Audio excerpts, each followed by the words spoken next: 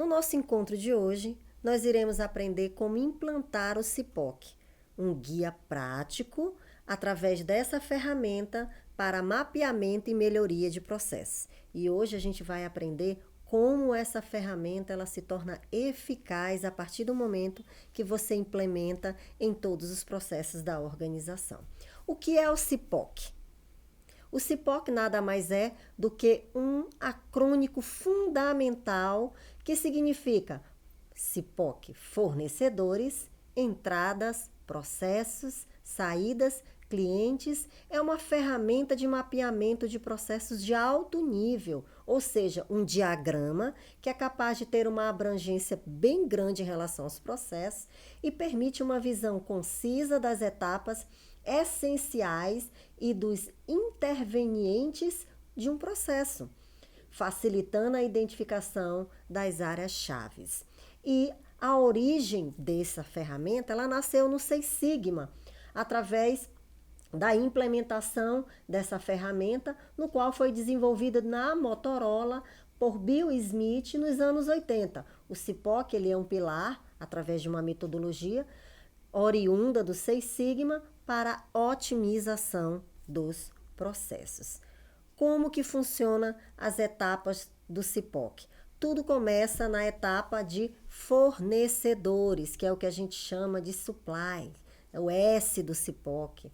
A segunda etapa são as entradas, os inputs, né? A terceira etapa é o próprio processo.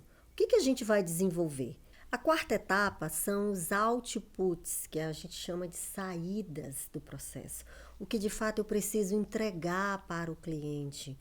Quais as informações eu obtive para entregar para o cliente final.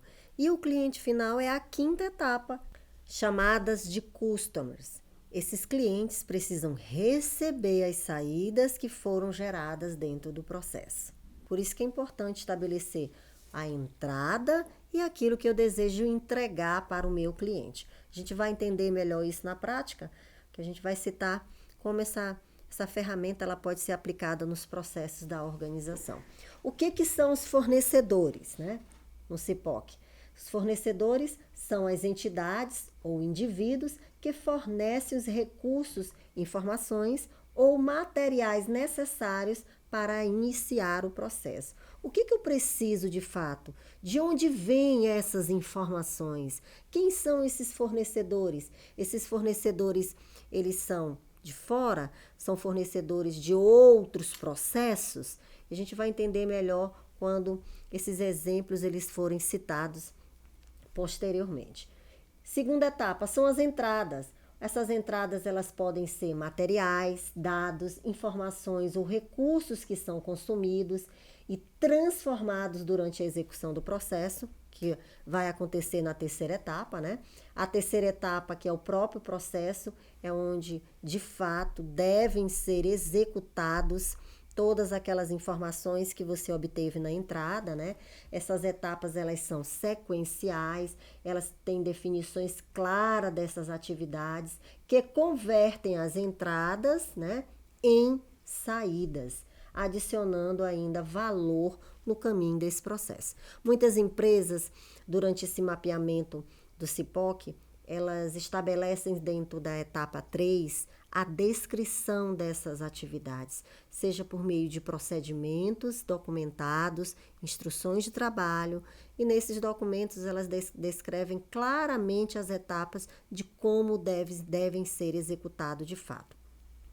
E as saídas são os produtos, o que de fato eu entrego depois que eu executo minha atividade ou cumpro aquele determinado processo. O que de fato eu devo entregar? Produtos e serviços ou informações resultantes do processo que eu executei, com base nesse procedimento ou nessa instrução de trabalho que foi estabelecida, né?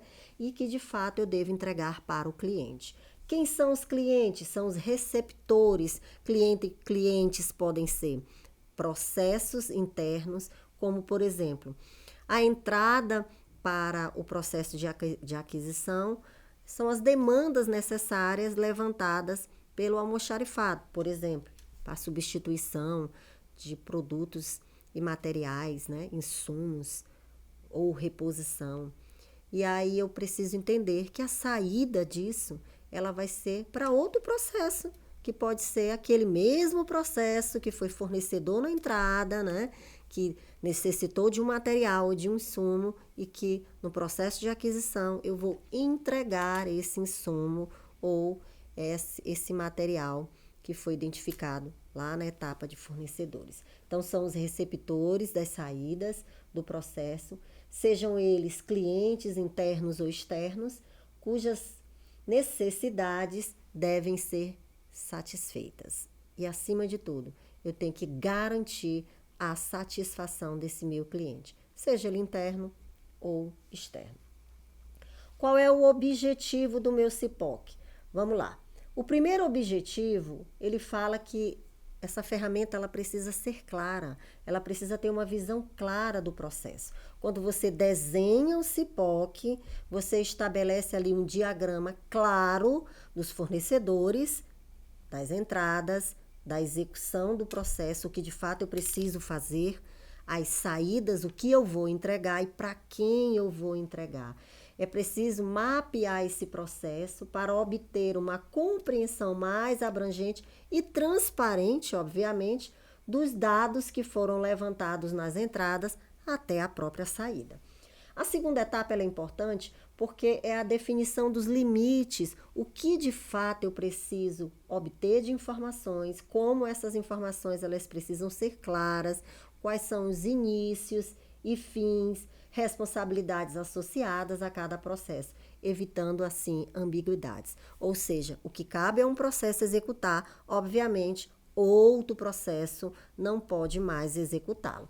A partir do momento que eu mapeei um diagrama X, eu não posso mais definir a execução desse processo em outro diagrama.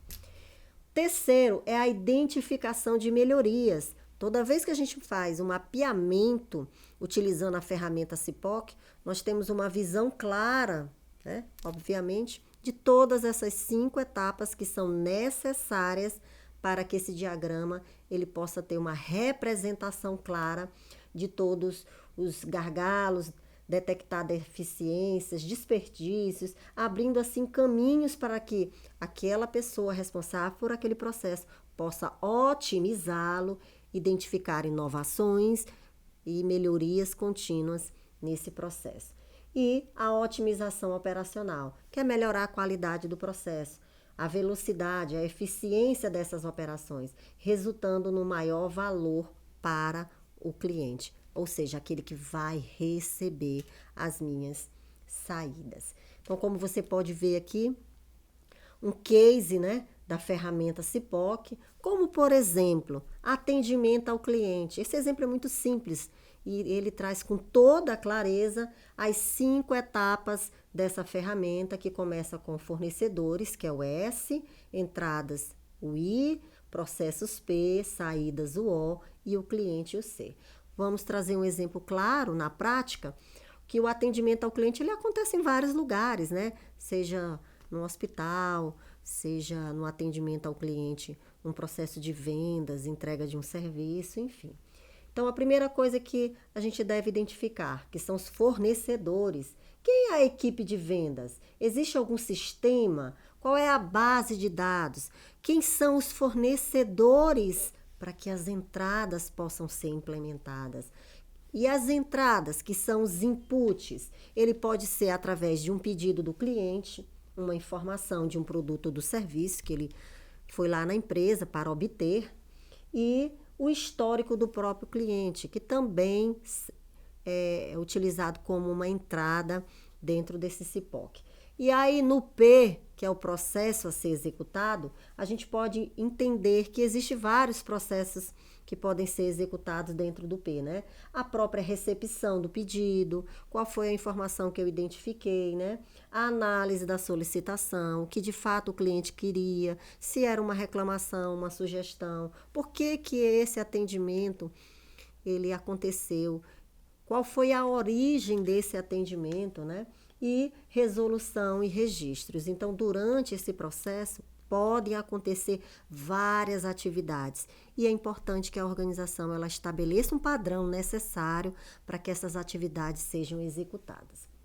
No O, a gente fala que são as saídas. O que eu vou entregar? Eu posso entregar resposta ao cliente, com base lá naquela dúvida que ele solicitou nas entradas. Eu posso entregar a própria solução estratégica para o cliente, seja ele uma entrega do produto ou do serviço. E um feedback. Talvez o cliente quer um retorno de uma solicitação que ele teve, né? E esse feedback não deixa de ser uma realimentação dessa informação que ele buscou lá na entrada. E o que a gente deseja entregar para o cliente final? Ou pode ser um suporte que ele gostaria de ter, né? Uma gestão da qualidade, a satisfação do cliente, ou até mesmo o próprio saque, onde ele possa obter as informações necessárias. Então, o cliente ele precisa ser atendido com base nas demandas que foram identificadas lá na entrada. Então, pessoal, essas são as etapas do CIPOC. Eu espero que você tenha compreendido, né? Entendido o quanto é importante e agora a gente vai saber quais são os benefícios da implementação, né? Da implantação do CIPOC, que é a organização e padronização. Como eu havia dito anteriormente, é importante que lá naquela etapa do P, a etapa central, a organização estabeleça um padrão. Esse padrão ele pode ser definido através de um procedimento documentado, seja por meio de uma instrução de trabalho, de um POP, enfim, aquilo que você gostaria de determinar como padrão. Ele vai agregar porque ele vai trazer aumento da produtividade. Quando você define um padrão, uma regra, um procedimento, você diminui, reduz os desvios, né, que podem existir durante a execução desse procedimento, retrabalhos, desperdícios, otimiza o fluxo da própria execução daquele trabalho e melhora a comunicação, porque através dessa ferramenta fica claro quais são os fornecedores, entradas, o processo a ser executado, as saídas e quem vai receber essas saídas que são o cliente. E suporte para a decisão, porque essa ferramenta ela traz uma visão clara, né, dos dados e informações para decisões estratégicas, obviamente, impulsionando a melhoria contínua e a própria inovação